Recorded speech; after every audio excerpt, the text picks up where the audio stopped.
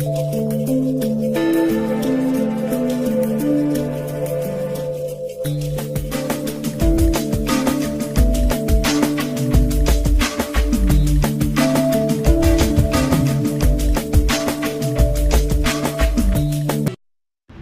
début, il y avait les ténèbres, et soudain, bang!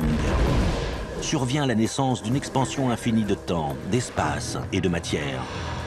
Chaque jour, de nouvelles découvertes dévoilent les mystères, les secrets époustouflants et implacables de l'endroit que nous appelons l'univers.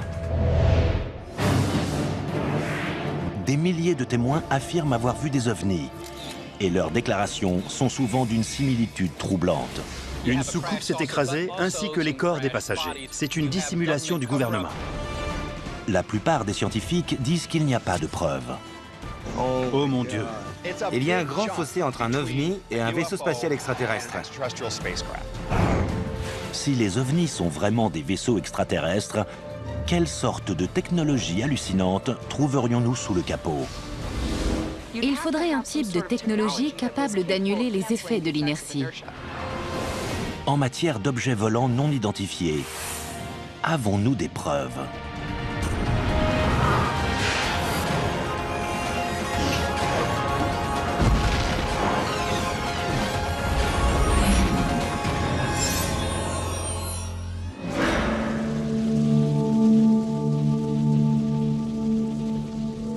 Pour des millions de partisans, tout commence le 24 juin 1947. Un homme d'affaires et pilote vole dans son avion privé près du mont Rainier, dans l'État de Washington. Soudain, il voit un groupe de 9 objets volant à une vitesse incroyable. Ils étaient très réfléchissants. Ils volaient à une vitesse supersonique, en formation, et ils avaient de brusques changements de trajectoire. Cette vitesse était hors d'atteinte à l'époque. C'était avant les réacteurs et les avions supersoniques. Étant un pilote chevronné, il a effectué plusieurs manœuvres pour s'assurer que sa vision était bien réelle, qu'il ne s'agissait pas d'un effet atmosphérique. Il a changé l'inclinaison du nez de son appareil, son angle de vol. Il s'est même positionné de façon à voir ces objets sur le fond blanc de la neige. Et ils étaient d'une couleur sombre. Avant qu'Arnold ne puisse se rapprocher, les objets ont disparu. C'était un fait sans précédent dans les temps modernes. Personne n'avait jamais vu une telle chose. Dans les jours qui suivent, des journalistes déforment les propos d'Arnold, alors qu'il essaie de trouver une explication à cet incident. Il a dit qu'ils se déplaçaient comme des soucoupes qui ricocheraient sur l'eau. Le journaliste a mal noté les propos et a dit qu'ils ressemblaient à des soucoupes volantes. Le terme « soucoupe volante » est né. Et l'observation d'Arnold initie le phénomène moderne des ovnis. Des semaines plus tard, durant l'été 1947, probablement le plus célèbre incident parlant d'un objet volant non identifié est signalé près de Roswell, dans le Nouveau-Mexique. Roswell est devenu la tête d'affiche du phénomène des ovnis, car il y a tous les ingrédients nécessaires. Une soucoupe qui s'écrase et aussi les corps des passagers. Une dissimulation du gouvernement. Il y a eu de la désinformation de la part des autorités. Le rapport original de l'armée de l'air à l'époque disait qu'il s'agissait d'une soucoupe volante d'origine extraterrestre. Très rapidement ensuite, il a été démenti et la version officielle a dit qu'il s'agissait en fait d'un ballon-sonde qui s'était écrasé, qu'il n'y avait aucun occupant et qu'il n'y avait rien d'extraterrestre dans cet incident. D'autres témoins prétendent avoir vu de réels débris du vaisseau accidenté, des matériaux qui seraient inconnus de la science. L'observation d'Arnold et l'incident de Roswell ne sont jamais confirmés officiellement et restent tous deux très controversés. Chaque année, il y a en moyenne des milliers d'observations signalées, surtout dans le ciel, d'objets qui sont considérés de nature extraterrestre, de prétendus ovnis. Le nid est important, bien sûr. Il veut dire non identifié. Personnellement, j'ai vu une lumière brillante surgir à l'horizon et filer dans les nuages. Au sens strict du terme, c'était un ovni. Il y a un grand fossé entre un ovni et un vaisseau spatial extraterrestre. Des scientifiques affirment que la plupart des ovnis ont soit une origine terrestre, Satellites, ballons et avions,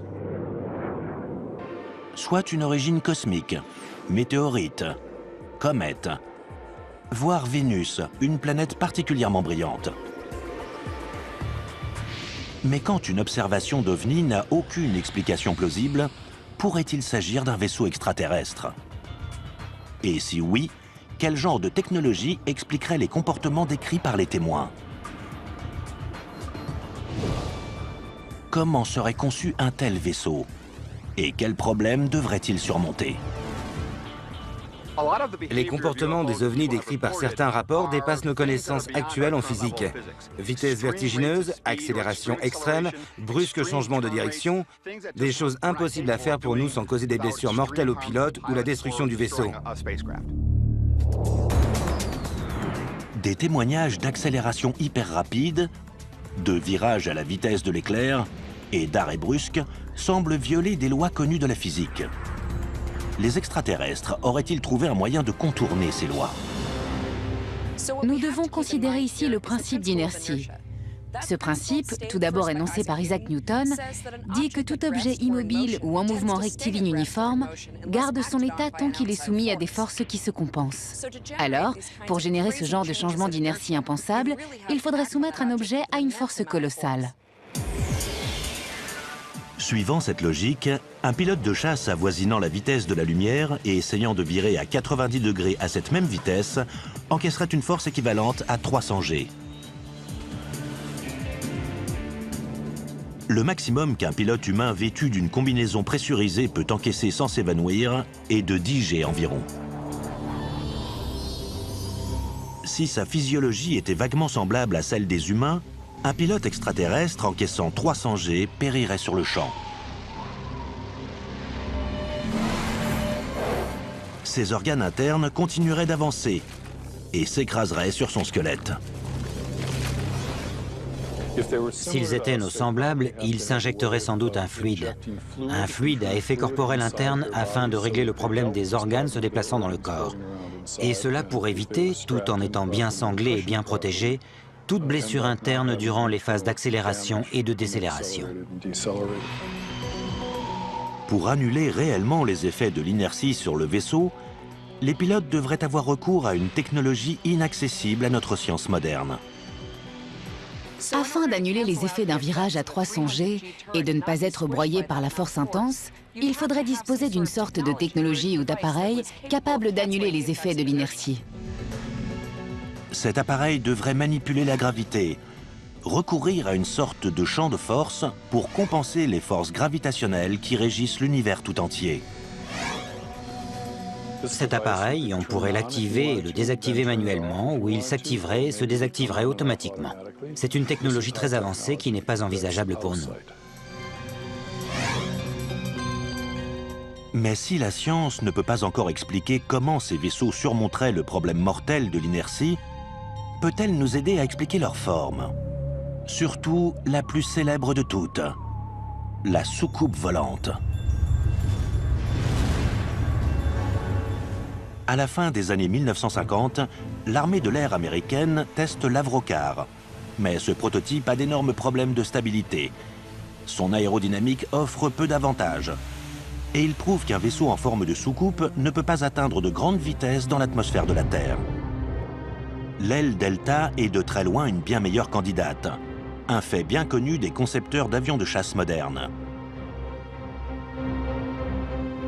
En fait, les observations d'OVNI décrivant des vaisseaux de forme triangulaire ont augmenté au cours des dernières décennies. Une tendance qui reflète l'émergence des chasseurs à voilure variable et même des ailes volantes, comme le bombardier furtif B-2 Spirit. Les formes observées ont changé au fil des ans, les plus récentes étant le plus souvent triangulaires. Alors, les récits des gens ont réellement tendance à refléter les avions les plus avancés de l'époque. Au-delà du mouvement et de la forme, toute tentative d'explication de la science des ovnis doit prendre en compte le facteur bruit, ou plutôt l'absence de bruit. Les rapports sur les ovnis prétendent constamment qu'ils se déplacent sans faire le moindre bruit. Dans presque toutes ces observations, c'est une règle, il n'y a aucun bruit. bruit que l'on devrait entendre pour tout engin volant à grande vitesse dans l'atmosphère de la Terre. Ce qu'il se passe, c'est qu'il y a ce qui s'appelle un bang supersonique. C'est une onde de choc spéciale qui se propage dans l'atmosphère et qui s'écoule derrière l'avion. Quand on est au sol, on entend cet énorme bang supersonique qui résulte de la différence de pression entre l'avant et l'arrière de l'appareil, tandis qu'il vole dans l'atmosphère. Un vaisseau alien pourrait-il, d'une façon ou d'une autre, annuler l'énorme onde de choc que génère une vitesse supersonique? La réponse réside peut-être dans la technologie en œuvre dans la dernière génération de casques audio à réducteur de bruit intégré. Il existe une technologie de réduction de bruit.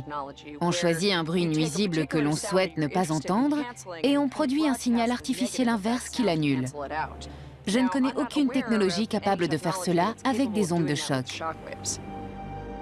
Annuler l'effet d'un bang supersonique qui déchire les tympans et secoue le corps demanderait sans doute une technologie très avancée. Et outre le bruit, que dire de l'invisibilité? Certains témoignages disent que les ovnis se volatilisent dans les airs tout simplement. Une technologie prometteuse en cours de développement pourrait expliquer un tel phénomène. Il y a une technologie qui pourrait modifier dans le futur la perception visuelle d'objets. C'est une technologie qui repose sur la déviation de la lumière grâce à des composites que l'on appelle des métamatériaux. Pour faire une analogie avec des films connus, pensez à la cape d'invisibilité des films de Harry Potter. Ces métamatériaux sont composés de substrats de polymère, d'or et de cuivre afin de forcer des lignes de champ magnétique à se courber autour d'un objet.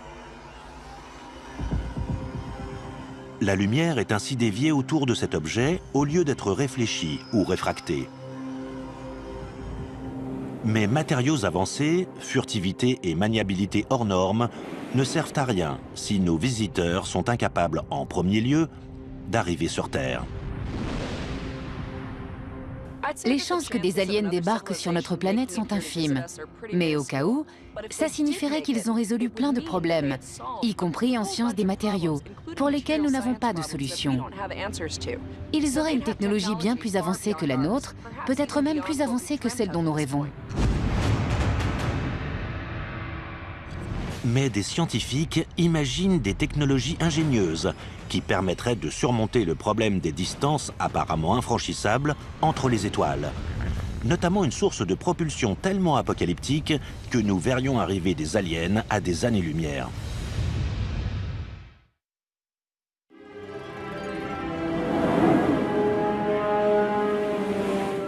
Depuis des décennies, d'innombrables observations d'ovnis sont signalées dans les villes et les pays du monde entier. Mais ces observations ne proviennent pas toutes de la surface de la planète. Le 19 juillet 2009, les spectateurs d'une vidéo de la NASA, envoyée par la navette spatiale Endeavour, signalent un objet en forme de disque qui flotte au-dessus du bras mécanique de la navette. Des observations d'ovnis comme celle-ci se sont soi-disant produites dans l'espace à travers l'histoire de la conquête spatiale. S'agit-il d'un phénomène cosmique inconnu? Ou cela suggère-t-il la possibilité que d'immenses vaisseaux spatiaux extraterrestres croisent dans la Voie lactée? Le voyage à travers les étoiles, c'est un des fondements de la science-fiction, non? On le voit dans les séries télévisées, dans les films, mais pourrions-nous le faire? Ou des aliens pourraient-ils le faire? Les distances entre les étoiles sont vraiment gigantesques.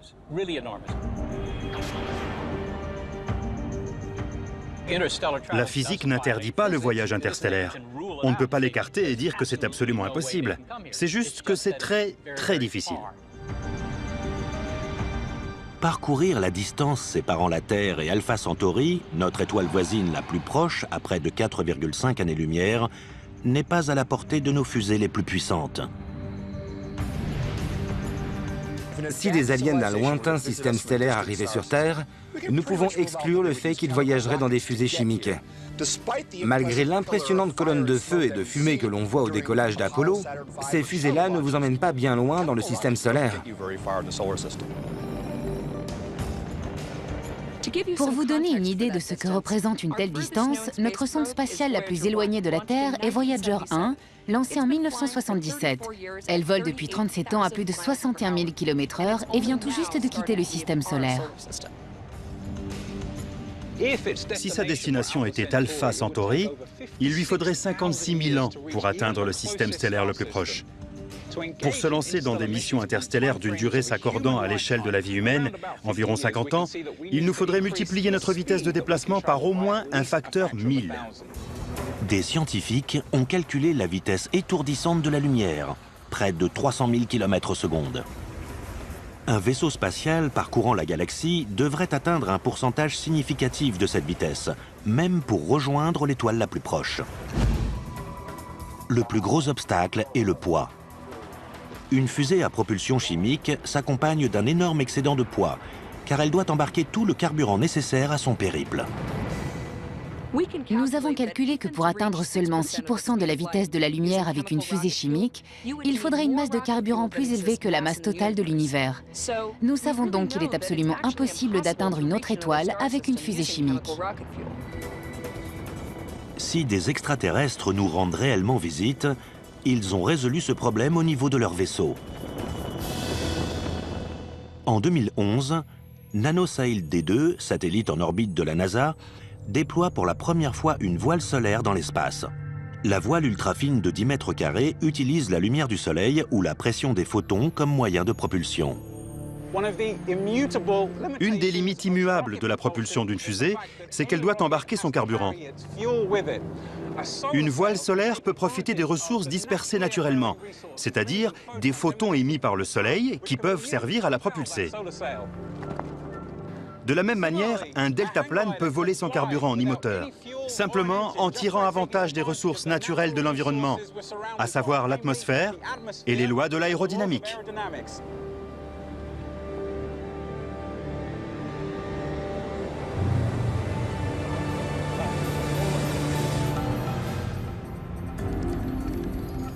Pour atteindre des vitesses suffisantes permettant de remorquer un vaisseau abritant des formes de vie, la voile devrait être immense, des centaines de kilomètres de diamètre.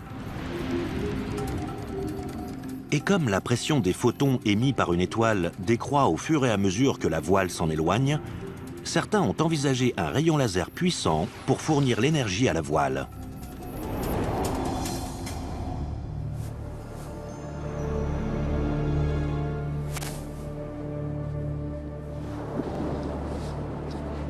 Hélas, ce deltaplane, comme tous les deltaplanes, doit à un moment ou un autre se poser. Mais une voile solaire, propulsée par l'énergie d'un rayon laser, pourrait certainement voyager dans les étoiles. Vitesse maximale d'une voile solaire, environ 10% de la vitesse de la lumière. Durée du voyage de la Terre à Alpha Centauri au moyen de photons générés par laser, environ 45 ans. Actuellement, la NASA et d'autres agences spatiales prévoient de lancer davantage de voiles solaires. Mais il existe d'autres moyens de propulsion plus puissants dans l'univers. Dans les années 60, une méthode de propulsion a été étudiée. Un vaisseau larguerait des charges explosives par l'arrière, et le souffle des explosions le ferait avancer. Le prototype s'appelait le projet Orion, et une série d'expériences avec des charges conventionnelles a été effectuée pour montrer que ça fonctionnerait. Le projet Orion, toutefois, était censé utiliser des charges nucléaires. Afin de simuler un système de propulsion du style Orion, Paul et Jim préparent une démonstration. Ils placent une petite charge explosive dans ce baril et nous allons l'envoyer à 15-20 mètres en l'air. Nous allons calculer l'énergie libérée par cette explosion et la comparer à celle d'une charge nucléaire qu'on trouverait sur un vaisseau Orion.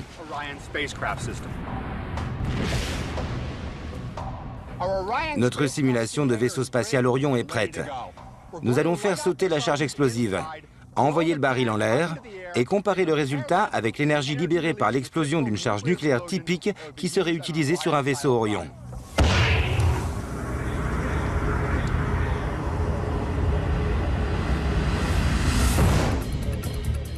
Le vaisseau spatial Orion, étudié à Los Alamos à la fin des années 1950, propose la fission nucléaire comme moyen de propulsion. La fission se produit lorsque le noyau d'un atome se divise en plusieurs nucléides, ce qui se traduit par l'émission de neutrons et le dégagement d'une énorme quantité d'énergie sous forme de rayons gamma.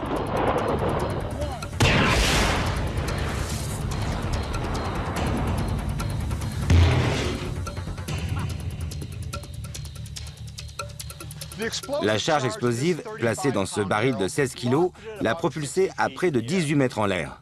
Une petite charge nucléaire semblable à celle d'Hiroshima libérerait environ 27 millions de fois plus d'énergie. C'est clairement un moyen de propulsion pratique pour les voyages interplanétaires, voire interstellaires. À cause des énormes explosions que produirait une propulsion Orion, l'arrière du vaisseau spatial devrait être muni d'une épaisse plaque de métal qui absorberait la poussée des explosions et d'absorbeurs de choc pour éviter à l'équipage d'être secoué à chaque explosion. Vitesse maximale d'un vaisseau spatial propulsé par fission nucléaire, environ 5% de la vitesse de la lumière. Durée du voyage entre la Terre et Alpha Centauri, environ 90 ans. Malgré sa puissante source de propulsion, le vaisseau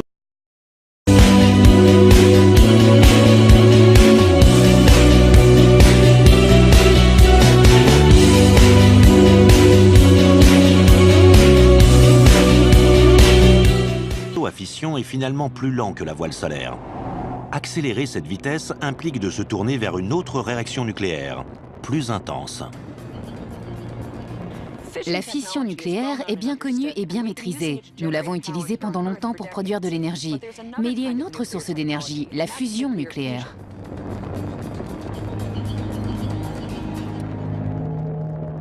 La fusion est la source d'énergie du Soleil. Dans le cœur du Soleil, les températures sont si élevées et les atomes se déplacent si vite qu'ils se percutent les uns les autres, créant de nouveaux éléments et libérant de l'énergie.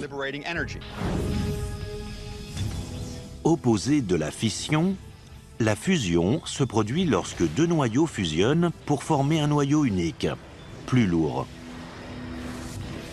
Il en résulte une énorme libération d'énergie.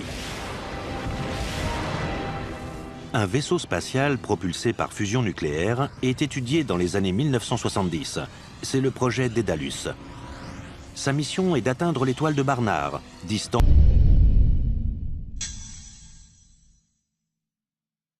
de 5,9 années-lumière. Au lieu de bombes nucléaires, le vaisseau a son système de propulsion par fusion à bord, dans une chambre de confinement. Le carburant d'un vaisseau de classe Daedalus consistait en des pastilles de mélange deutérium et d'hélium-3. Elles auraient été portées à fusion par ce que nous appelons des faisceaux d'électrons.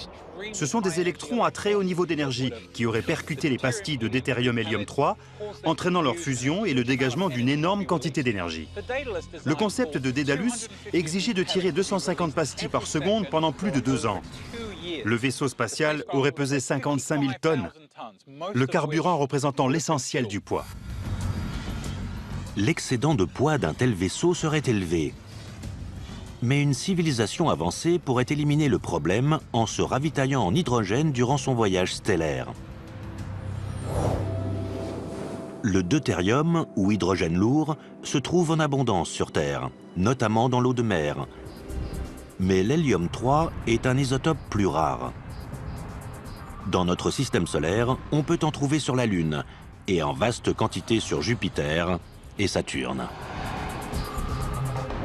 Des scientifiques ont proposé d'utiliser d'énormes collecteurs à hydrogène afin de se procurer l'hélium-3 nécessaire pour voyager dans le vide intersidéral. Il est donc concevable qu'un vaisseau propulsé par fusion nucléaire puisse se rendre dans un autre système stellaire et prendre de l'hydrogène disponible sur place pour faire le plein. Le vaisseau à propulsion nucléaire embarqué éviterait un énorme excédent de poids et atteindrait une vitesse qui permettrait l'exploration d'une étoile proche dans un intervalle de temps raisonnable. Vitesse maximale d'un vaisseau spatial propulsé par la fusion nucléaire, environ 15% de la vitesse de la lumière. Durée du voyage entre la Terre et Alpha Centauri, environ 35 ans. Les coûts faramineux, la logistique et même la politique envers les voyages spatiaux à propulsion nucléaire ont depuis longtemps conduit l'humanité à abandonner tous ces projets. Mais une société suffisamment avancée pourrait délaisser la propulsion nucléaire au profit de ce qui apparaît comme un impossible paradoxe. Voyager à la vitesse de la lumière sans se déplacer.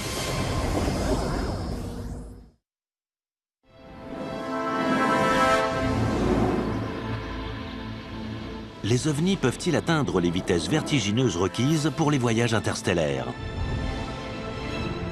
Une réponse potentielle était peut-être enfouie à 9 mètres sous terre, au cœur de l'Amérique.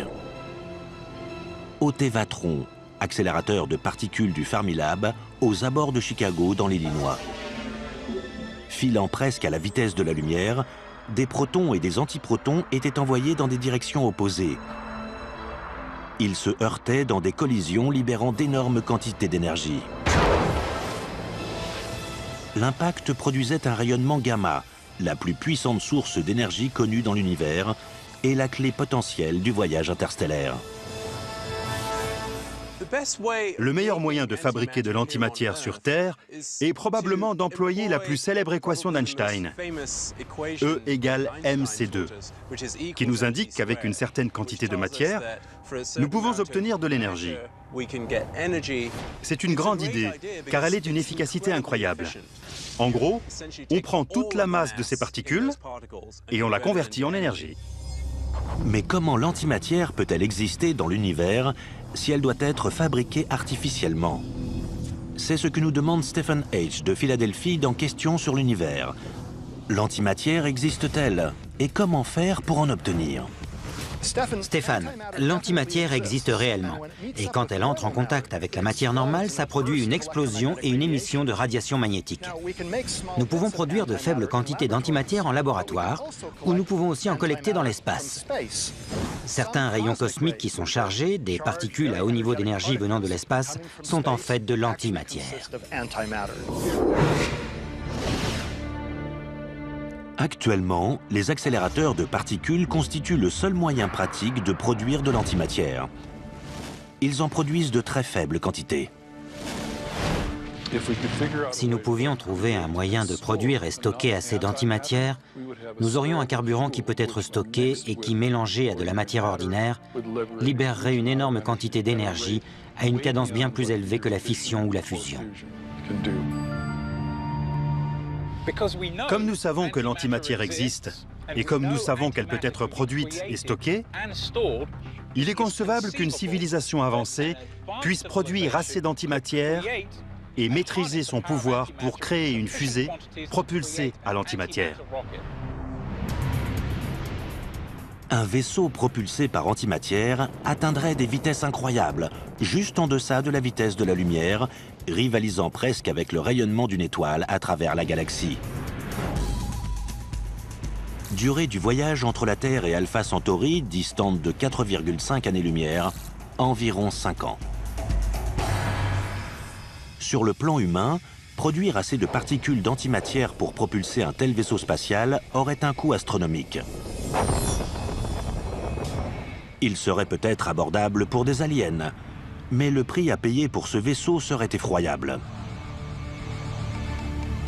Les rayons gamma générés par la propulsion à antimatière sont extrêmement dangereux. Ils pourraient détruire la structure cellulaire de tout être vivant à bord. Le vaisseau devrait comporter un mécanisme de protection évolué pour garder l'équipage en vie. Et à des vitesses aussi grandes, il existe des menaces destructrices dans l'univers.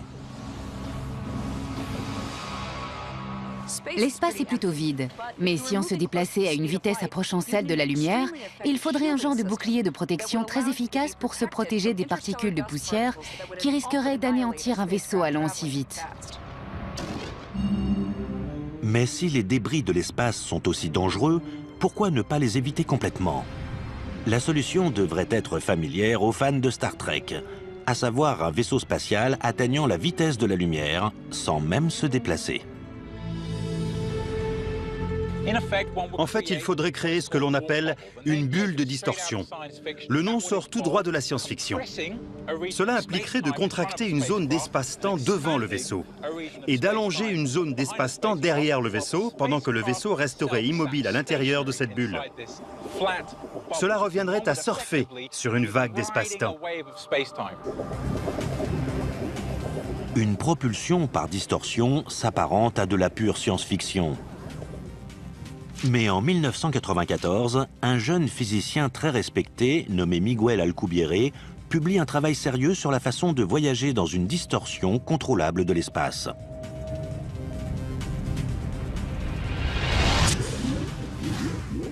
La solution du voyage dans une bulle de distorsion d'Alcubierre se heurte à de sérieux obstacles.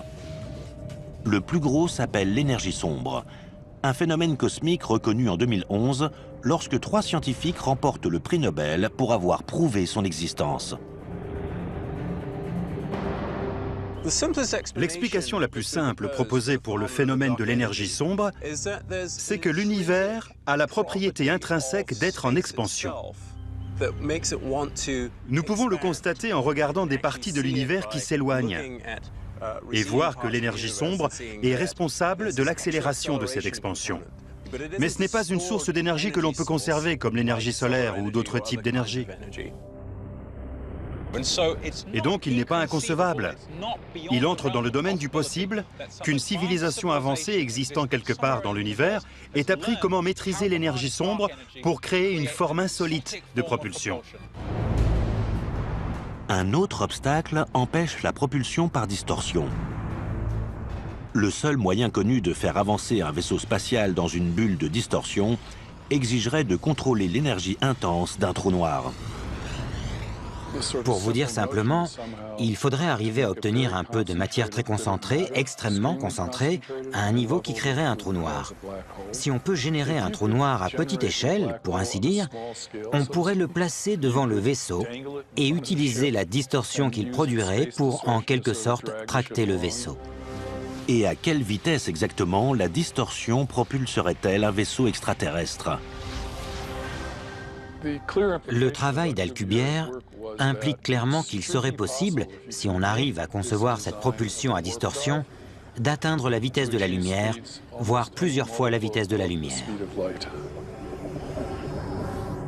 Durée du voyage entre la Terre et Alpha Centauri à bord d'un vaisseau filant à la vitesse de la lumière dans une bulle de distorsion, environ 4 ans et demi ou moins, si l'équipage ne finit pas carbonisé avant. Un problème avec la propulsion d'Alcubierre, c'est que dans la bulle de distorsion, les températures seraient plus élevées qu'au cœur du Soleil. Ça fait chaud. Juste un dernier petit problème à régler pour avoir une chance d'arriver sur Terre. Qu'adviendrait-il si un tel vaisseau spatial alien pénétrait dans l'atmosphère terrestre, dans une bulle de distorsion et tracté par un trou noir? Ce ne serait sans doute pas la première observation d'OVNI de masse, mais probablement la dernière.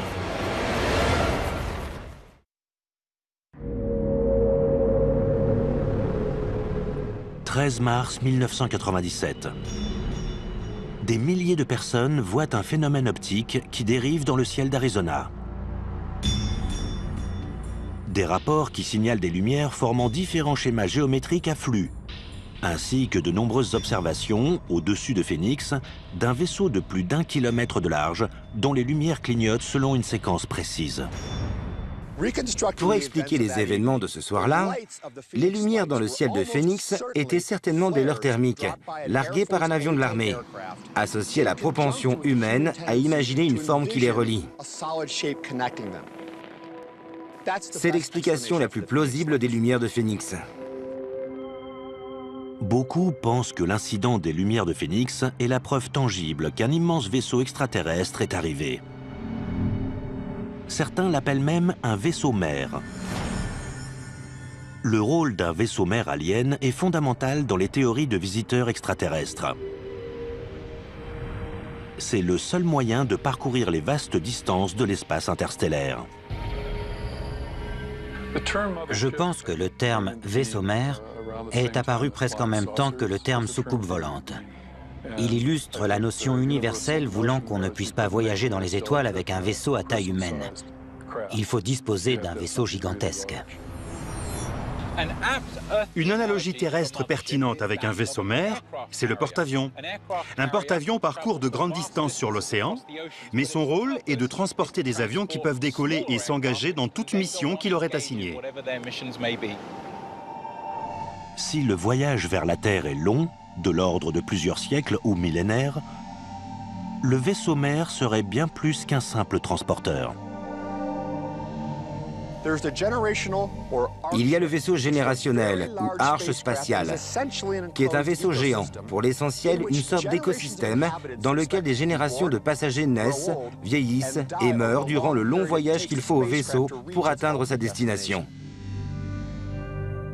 Peut-être qu'avec une technologie comme la biostase, des passagers biologiques aliens pourraient être mis en sommeil et réveillés au terme du long voyage. Survivre à un tel périple signifierait aussi survivre à l'énergie destructrice propulsant le vaisseau. Solution logique de conception, un vaisseau-mère en forme de cigare est la description précise que donnent la plupart des gens signalant un ovni. Avec n'importe quel système de propulsion avancé, on voudrait placer l'équipage le plus loin possible du moteur à énergie. Une conception possible serait une forme très allongée et très fine, le moteur situé à une extrémité du vaisseau, et un ensemble de poutres le reliant au quartier de l'équipage le plus loin possible, afin d'éviter des lésions liées aux neutrons à haut niveau d'énergie, aux rayons X ou aux rayons gamma du système de propulsion. Si une telle arche spatiale était en réalité venue sur Terre, nous en aurions la preuve accablante et irréfutable. Ces technologies insolites de propulsion ont toutes une chose en commun. Elles irradient d'énormes quantités d'énergie. Et donc nous verrions arriver un vaisseau, comme un phare sur la côte, à des années-lumière parfois. L'émission concentrée de rayons X, de rayons gamma ou de particules subatomiques serait suspecte, car nous ne voyons pas cela dans notre environnement dans des circonstances normales.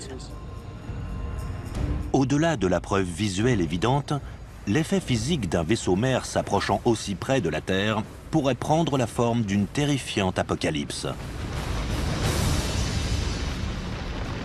Si pour une raison quelconque, cette technologie ou ces extraterrestres ne pouvaient éteindre le moteur, ce serait catastrophique pour la vie sur Terre, car nous serions bombardés de neutrons à haut niveau d'énergie, de rayons X et de rayons gamma. S'il s'agit d'une version de la propulsion à distorsion, alors nous parlons de distorsion de l'espace-temps. Et mieux vaudrait ne pas trop s'approcher d'une énorme masse, y compris d'une planète. Des scénarios aussi catastrophiques sous-entendraient que des visiteurs aliens sont prêts à risquer leur vie dans un voyage interstellaire. Mais il y a peut-être un meilleur moyen.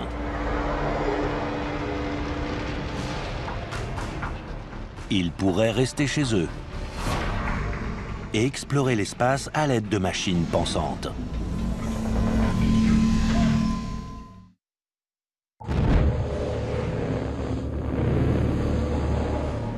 Pour beaucoup d'ardents partisans du phénomène des ovnis, l'événement de Roswell au Nouveau-Mexique durant l'été 1947 est une rencontre extraterrestre primordiale dans l'histoire humaine. Dans la culture populaire, le détail qui demeure du prétendu crash provient de la description des corps extraterrestres retrouvés sur les lieux. Lors des décennies qui suivent, cette vision de l'alien, le petit gris, devient le standard reconnu de la science-fiction et des signalements récurrents de rencontres avec des aliens. La tête démesurée explique peut-être un trait attendu de la biologie alienne, une intelligence supérieure. Le crâne plus grand renfermerait un cerveau plus gros et plus évolué que le nôtre. Maîtriser les énormes épreuves du voyage interstellaire demande certainement une intelligence supérieure. Mais cela exige-t-il autre chose que n'ont pas les organismes biologiques ? Un domaine où la science-fiction fait peut-être une grosse erreur, c'est d'imaginer que les aliens sont biologiques, qu'ils sont des êtres vivants. Je pense que les possibilités concernant les types d'organismes qui pourraient voyager dans les étoiles sont très ouvertes. Une possibilité, qui apparaît parfois en science-fiction, est celle de machines intelligentes. Selon une récente équation appelée la loi de Moore, le nombre de transistors dans un microprocesseur double tous les 18 mois, ce qui signifie que les ordinateurs sont 2 fois plus rapides. Cette tendance dure depuis plus d'un demi-siècle et devrait se poursuivre jusqu'en 2020 ou au-delà. L'explosion exponentielle de la vitesse d'exécution des ordinateurs ouvre la porte à un cliché de la science-fiction, l'intelligence artificielle.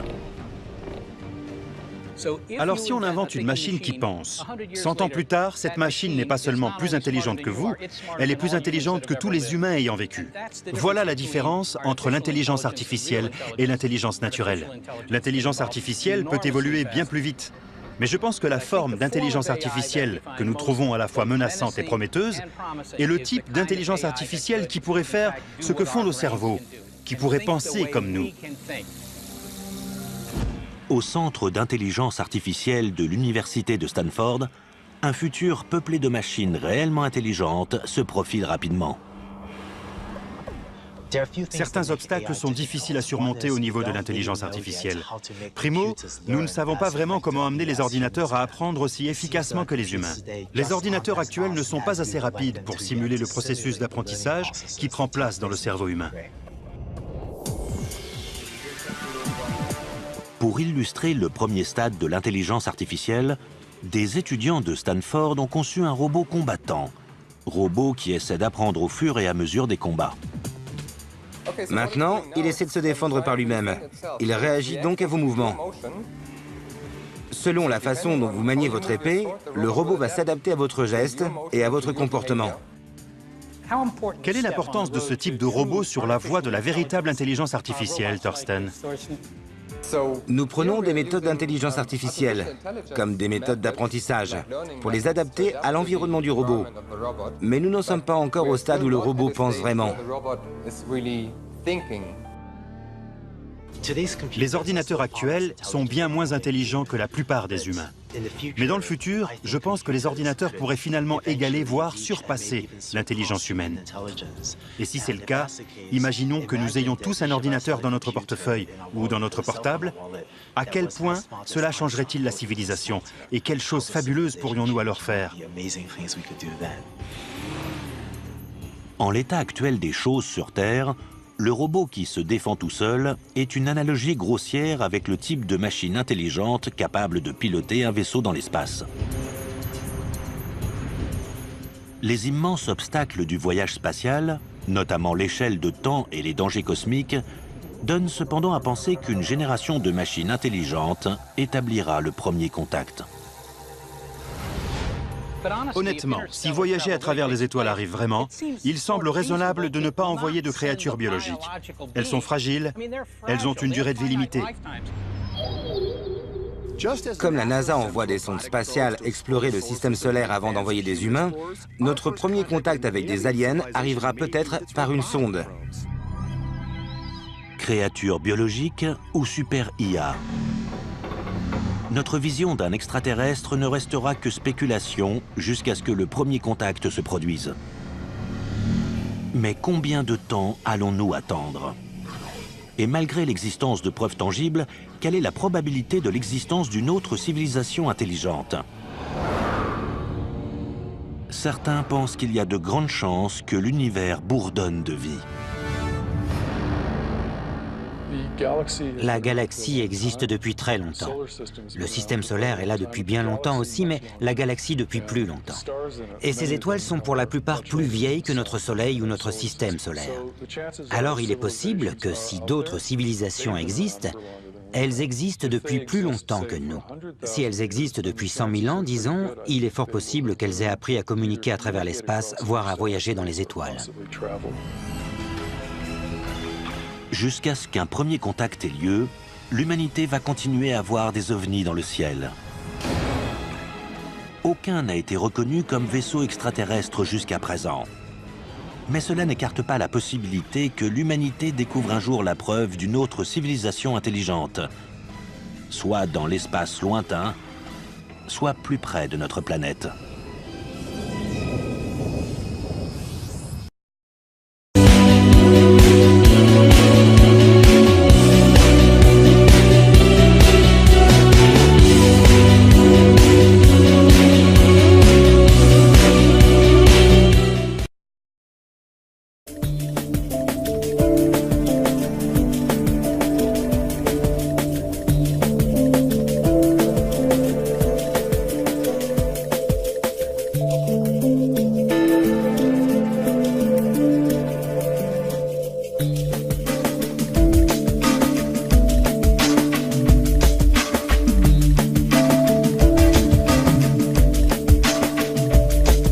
Responsable de l'accélération de cette expansion.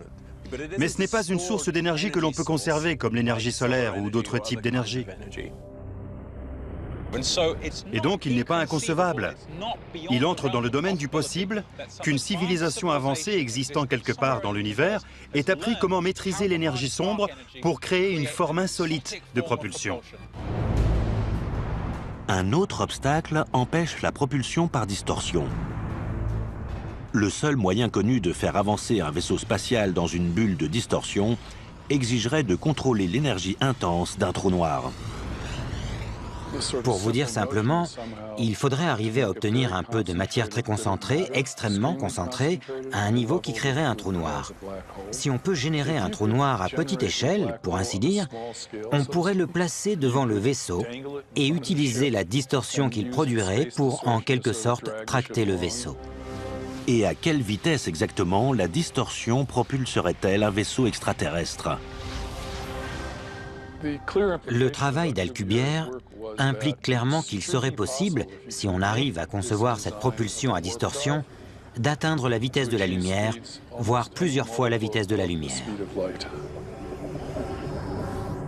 Durée du voyage entre la Terre et Alpha Centauri à bord d'un vaisseau filant à la vitesse de la lumière dans une bulle de distorsion, environ 4 ans et demi ou moins, si l'équipage ne finit pas carbonisé avant. Un problème avec la propulsion d'Alcubierre, c'est que dans la bulle de distorsion, les températures seraient plus élevées qu'au cœur du Soleil. Ça fait chaud. Juste un dernier petit problème à régler pour avoir une chance d'arriver sur Terre. Qu'adviendrait-il si un tel vaisseau spatial alien pénétrait dans l'atmosphère terrestre, dans une bulle de distorsion et tracté par un trou noir? Ce ne serait sans doute pas la première observation d'OVNI de masse, mais probablement la dernière.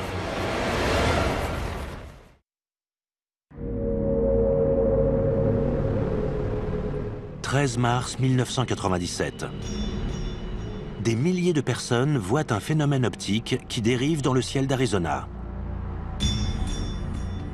Des rapports qui signalent des lumières formant différents schémas géométriques à flux, ainsi que de nombreuses observations, au-dessus de Phoenix, d'un vaisseau de plus d'1 kilomètre de large, dont les lumières clignotent selon une séquence précise.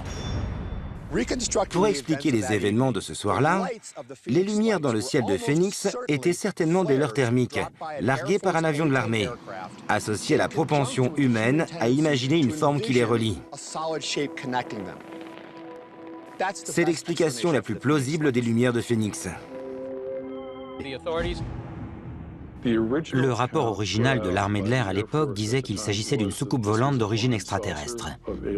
Très rapidement ensuite, il a été démenti et la version officielle a dit qu'il s'agissait en fait d'un ballon-sonde qui s'était écrasé, qu'il n'y avait aucun occupant et qu'il n'y avait rien d'extraterrestre dans cet incident. D'autres témoins prétendent avoir vu de réels débris du vaisseau accidenté, des matériaux qui seraient inconnus de la science. L'observation d'Arnold et l'incident de Roswell ne sont jamais confirmés officiellement et restent tous deux très controversés. Chaque année, il y a en moyenne des milliers d'observations signalées, surtout dans le ciel, d'objets qui sont considérés de nature extraterrestre, de prétendus ovnis. Le NI est important, bien sûr. Il veut dire non identifié. Personnellement, j'ai vu une lumière brillante surgir à l'horizon et filer dans les nuages. Au sens strict du terme, c'était un ovni. Il y a un grand fossé entre un ovni et un vaisseau spatial extraterrestre.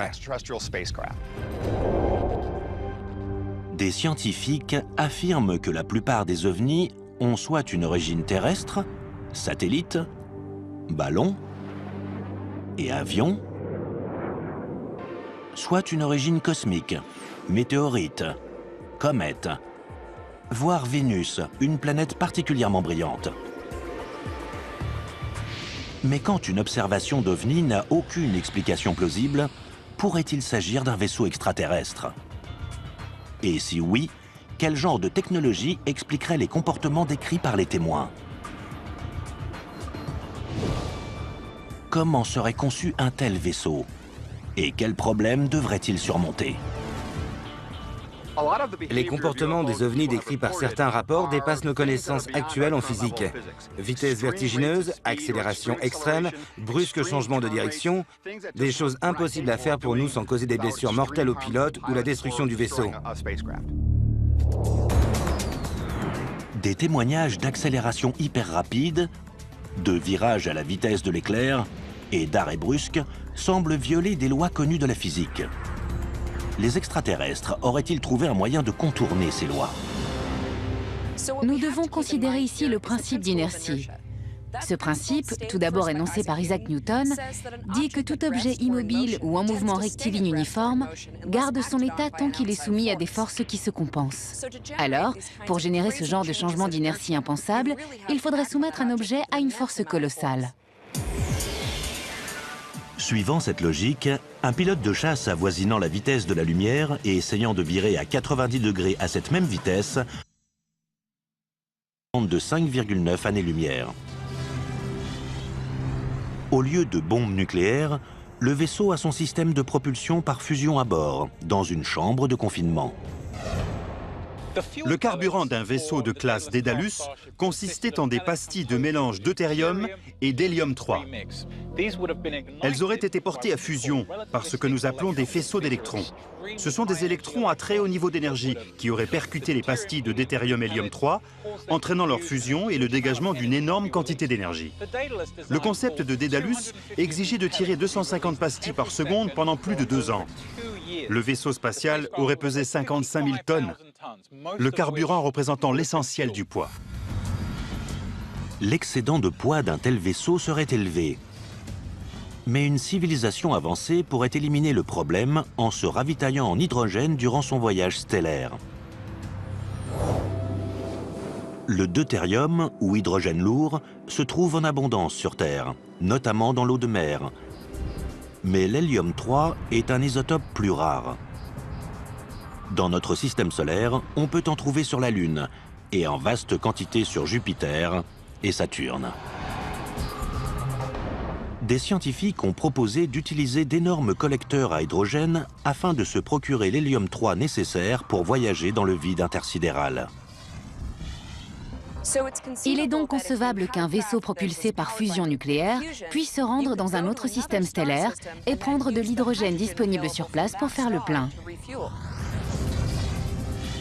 Le vaisseau à propulsion nucléaire embarqué éviterait un énorme excédent de poids et atteindrait une vitesse qui permettrait l'exploration d'une étoile proche dans un intervalle de temps raisonnable. Vitesse maximale d'un vaisseau spatial propulsé par la fusion nucléaire, environ 15% de la vitesse de la lumière. Durée du voyage entre la Terre et Alpha Centauri, environ 35 ans. Les coûts faramineux, la logistique et même la politique envers les voyages spatiaux à propulsion nucléaire ont depuis longtemps conduit l'humanité à abandonner tous ces projets. Mais une société suffisamment avancée pourrait délaisser la propulsion nucléaire au profit de ce qui apparaît comme un impossible paradoxe. Voyager à la vitesse de la lumière sans se déplacer.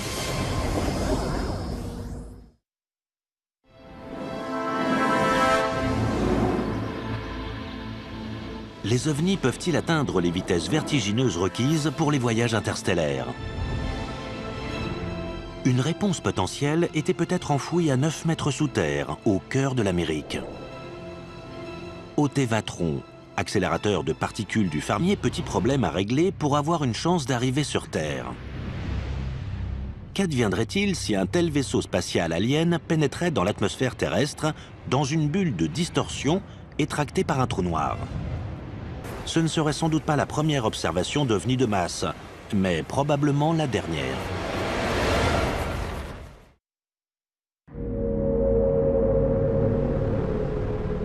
« 13 mars 1997.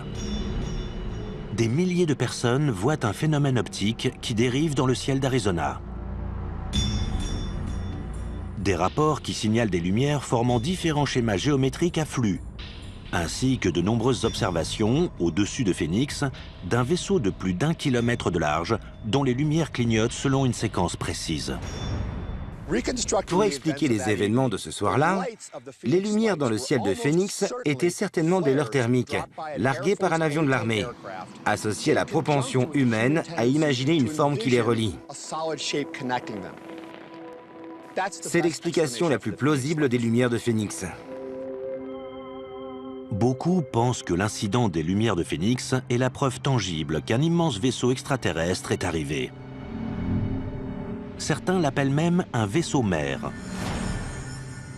Le rôle d'un vaisseau-mère alien est fondamental dans les théories de visiteurs extraterrestres. C'est le seul moyen de parcourir les vastes distances de l'espace interstellaire. Je pense que le terme « vaisseau-mère » est apparu presque en même temps que le terme « soucoupe volante ». Il illustre la notion universelle voulant qu'on ne puisse pas voyager dans les étoiles avec un vaisseau à taille humaine.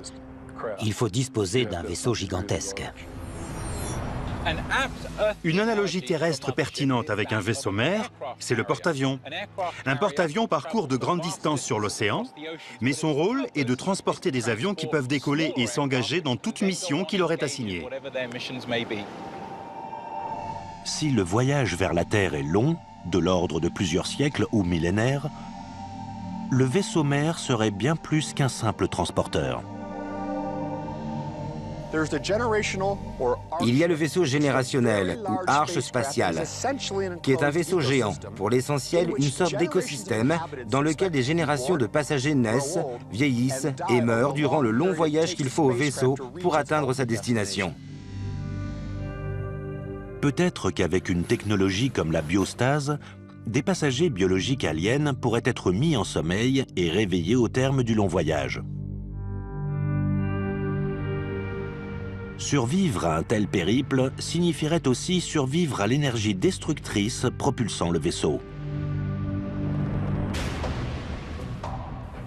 Notre simulation de vaisseau spatial Orion est prête.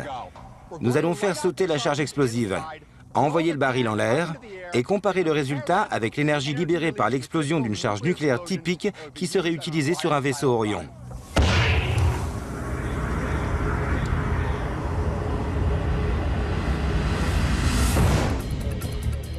Le vaisseau spatial Orion, étudié à Los Alamos à la fin des années 1950, propose la fission nucléaire comme moyen de propulsion. La fission se produit lorsque le noyau d'un atome se divise en plusieurs nucléides, ce qui se traduit par l'émission de neutrons et le dégagement d'une énorme quantité d'énergie sous forme de rayons gamma.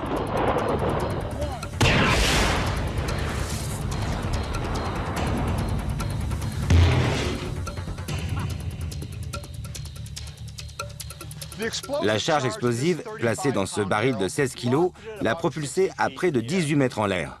Une petite charge nucléaire semblable à celle d'Hiroshima libérerait environ 27 millions de fois plus d'énergie. C'est clairement un moyen de propulsion pratique pour les voyages interplanétaires, voire interstellaires.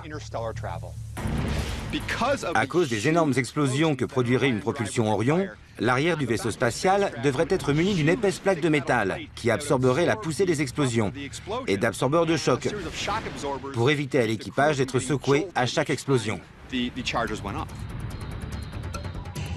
Vitesse maximale d'un vaisseau spatial propulsé par fission nucléaire, environ 5% de la vitesse de la lumière.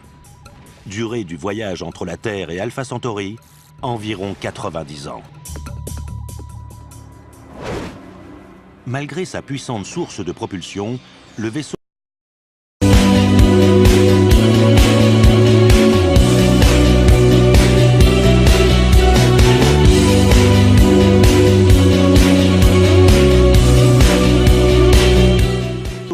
est finalement plus lent que la voile solaire. Accélérer cette vitesse implique de se tourner vers une autre réaction nucléaire, plus intense. La fission nucléaire est bien connue et bien maîtrisée. Nous l'avons utilisée pendant longtemps pour produire de l'énergie. Mais il y a une autre source d'énergie, la fusion nucléaire.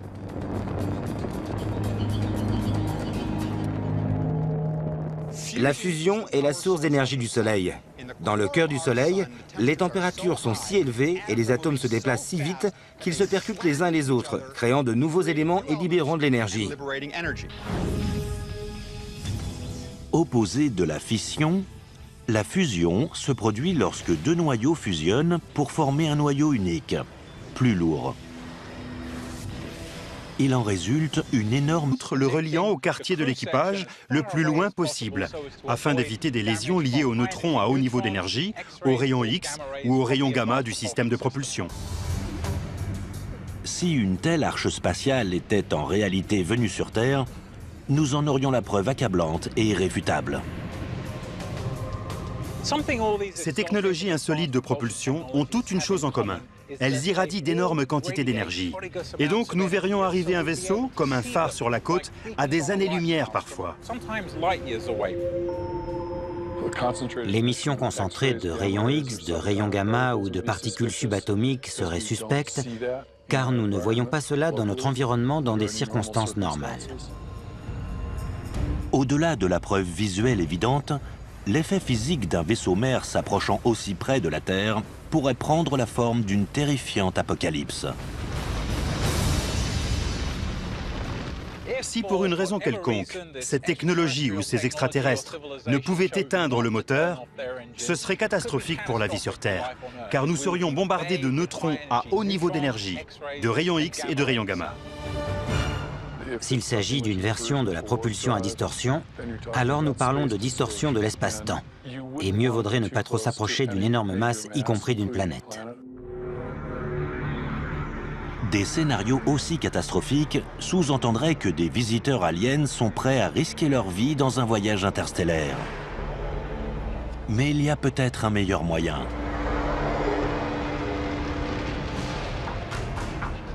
Ils pourraient rester chez eux et explorer l'espace à l'aide de machines pensantes.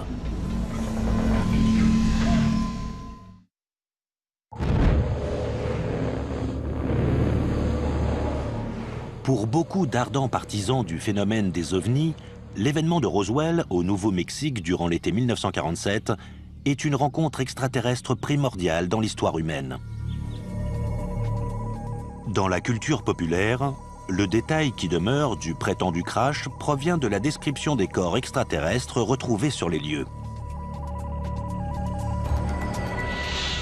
Lors des décennies qui suivent, cette vision de l'alien, le petit gris, devient le standard reconnu de la science-fiction et des signalements récurrents de rencontres avec des aliens. La tête démesurée explique peut-être un trait attendu de la biologie alienne, une intelligence supérieure. Le crâne plus grand renfermerait un cerveau plus gros et plus évolué que le nôtre. Maîtriser les énormes épreuves du voyage interstellaire demande certainement une intelligence supérieure.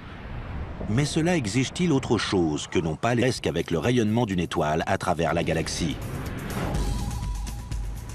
Durée du voyage entre la Terre et Alpha Centauri, distante de 4,5 années-lumière, environ 5 ans. Sur le plan humain, produire assez de particules d'antimatière pour propulser un tel vaisseau spatial aurait un coût astronomique. Il serait peut-être abordable pour des aliens, mais le prix à payer pour ce vaisseau serait effroyable. Les rayons gamma générés par la propulsion à antimatière sont extrêmement dangereux. Ils pourraient détruire la structure cellulaire de tout être vivant à bord. Le vaisseau devrait comporter un mécanisme de protection évolué pour garder l'équipage en vie. Et à des vitesses aussi grandes, il existe des menaces destructrices dans l'univers.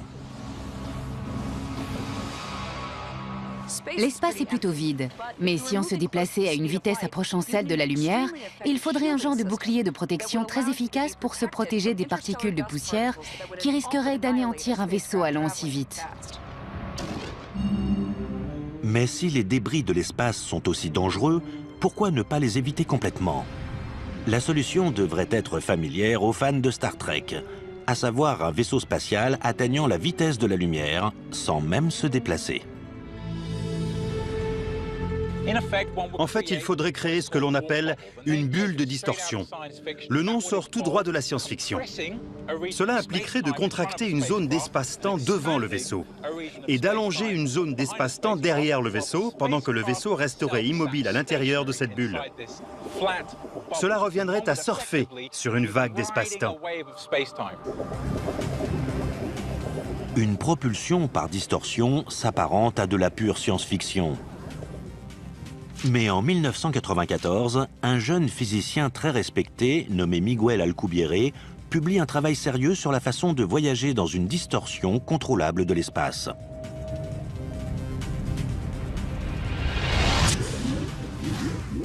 La solution du voyage dans une bulle de distorsion d'Alcubierre se heurte à de sérieux obstacles. Le plus gros s'appelle l'énergie sombre, un phénomène cosmique reconnu en 2011 lorsque 3 scientifiques remportent le prix Nobel pour avoir prouvé son existence. L'explication la plus simple proposée pour le phénomène de l'énergie sombre, c'est que l'univers a la propriété intrinsèque d'être en expansion. Nous pouvons le constater en regardant des parties de l'univers qui s'éloignent et voir que l'énergie sombre est responsable de l'accélération de cette expansion. Mais ce n'est pas une source d'énergie que l'on peut conserver, comme l'énergie solaire ou d'autres types. Ces métamatériaux sont composés de substrats de polymères, d'or et de cuivre, afin de forcer des lignes de champ magnétique à se courber autour d'un objet. La lumière est ainsi déviée autour de cet objet au lieu d'être réfléchie ou réfractée. Mais matériaux avancés, furtivité et maniabilité hors normes ne servent à rien si nos visiteurs sont incapables, en premier lieu, d'arriver sur Terre. Les chances que des aliens débarquent sur notre planète sont infimes. Mais au cas où, ça signifierait qu'ils ont résolu plein de problèmes, y compris en sciences des matériaux, pour lesquels nous n'avons pas de solution. Ils auraient une technologie bien plus avancée que la nôtre, peut-être même plus avancée que celle dont nous rêvons. Mais des scientifiques imaginent des technologies ingénieuses qui permettraient de surmonter le problème des distances apparemment infranchissables entre les étoiles. Notamment une source de propulsion tellement apocalyptique que nous verrions arriver des aliens à des années-lumière.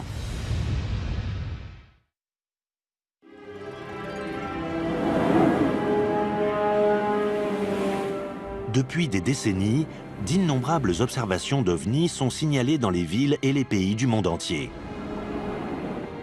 Mais ces observations ne proviennent pas toutes de la surface de la planète. Le 19 juillet 2009, les spectateurs d'une vidéo de la NASA, envoyée par la navette spatiale Endeavour, signalent un objet en forme de disque qui flotte au-dessus du bras mécanique de la navette. Des observations d'OVNI comme celle-ci se sont soi-disant produites dans l'espace à travers l'histoire de la conquête spatiale. S'agit-il d'un phénomène cosmique inconnu? Ou cela suggère-t-il la possibilité que d'immenses vaisseaux spatiaux extraterrestres croisent dans la Voie lactée? Le voyage à travers les étoiles, c'est un des fondements de la science-fiction, non? On le voit dans les séries télévisées, dans les films, mais pourrions-nous le faire? Ou des aliens pourraient-ils le faire? Les distances entre les étoiles sont vraiment gigantesques.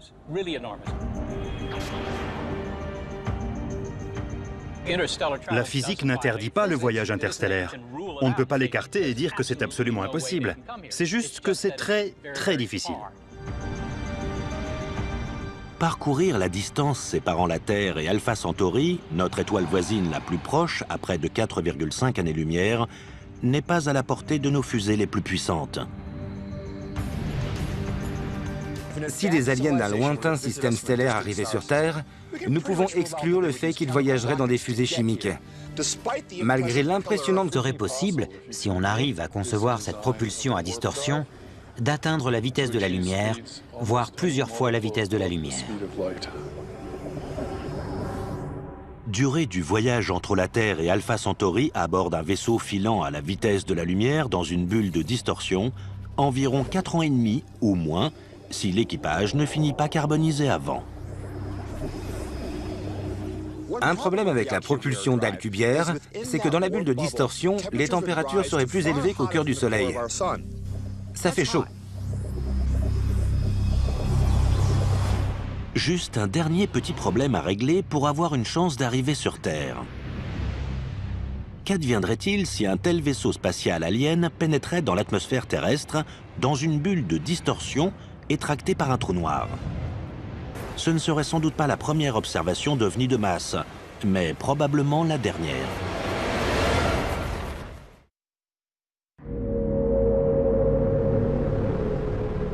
« 13 mars 1997. Des milliers de personnes voient un phénomène optique qui dérive dans le ciel d'Arizona.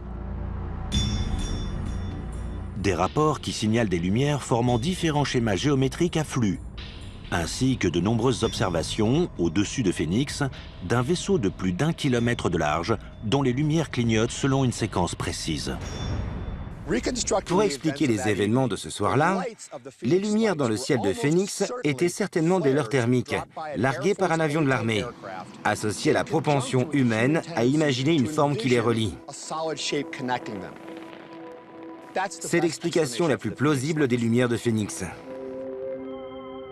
Beaucoup pensent que l'incident des lumières de Phoenix est la preuve tangible qu'un immense vaisseau extraterrestre est arrivé. Certains l'appellent même un vaisseau-mère. Le rôle d'un vaisseau-mère alien est fondamental dans les théories de visiteurs extraterrestres. C'est le seul moyen de parcourir les vastes distances de l'espace interstellaire. Je pense que le terme vaisseau-mère est apparu presque en même temps que le terme soucoupe volante. Il illustre la notion universelle voulant qu'on ne puisse pas voyager dans les étoiles avec un vaisseau à taille humaine. Il faut disposer d'un vaisseau gigantesque. Une analogie terrestre pertinente avec un vaisseau-mère, c'est le porte-avions. Un porte-avions parcourt de grandes distances sur l'océan, mais son rôle est de transporter des avions qui peuvent décoller et s'engager dans toute mission qui leur est assignée.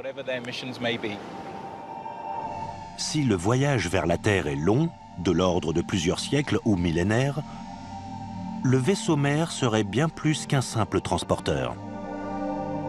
Incroyable, juste en deçà de la vitesse de la lumière, rivalisant presque avec le rayonnement d'une étoile à travers la galaxie. Durée du voyage entre la Terre et Alpha Centauri, distante de 4,5 années-lumière, environ 5 ans.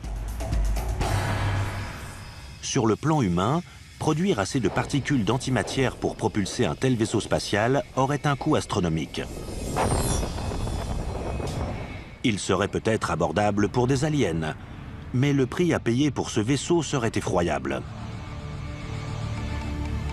Les rayons gamma générés par la propulsion à antimatière sont extrêmement dangereux. Ils pourraient détruire la structure cellulaire de tout être vivant à bord. Le vaisseau devrait comporter un mécanisme de protection évolué pour garder l'équipage en vie. Et à des vitesses aussi grandes, il existe des menaces destructrices dans l'univers.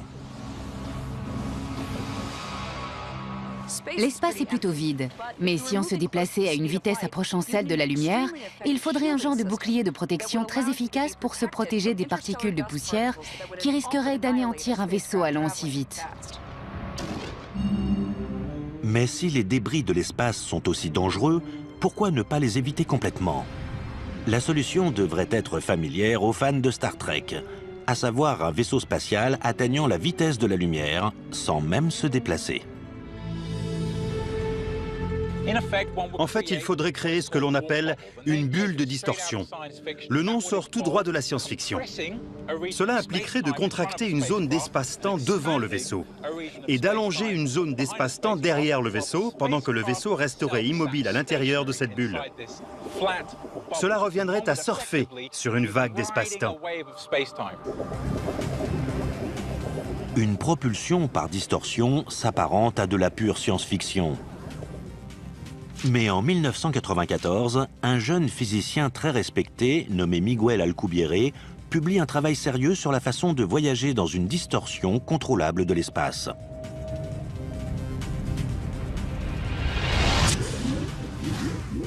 La solution du voyage dans une bulle de distorsion d'Alcubierre se heurte à de sérieux obstacles. Le plus gros s'appelle l'énergie sombre, un phénomène cosmique reconnu en 2011 lorsque 3 scientifiques remportent le prix Nobel pour avoir prouvé son existence. L'explication la plus simple proposée pour le phénomène de l'énergie sombre, c'est que l'univers a la propriété intrinsèque d'être en expansion. Nous pouvons le constater en regardant des parties de l'univers qui s'éloignent et voir que l'énergie sombre est responsable de l'accélération de cette expansion.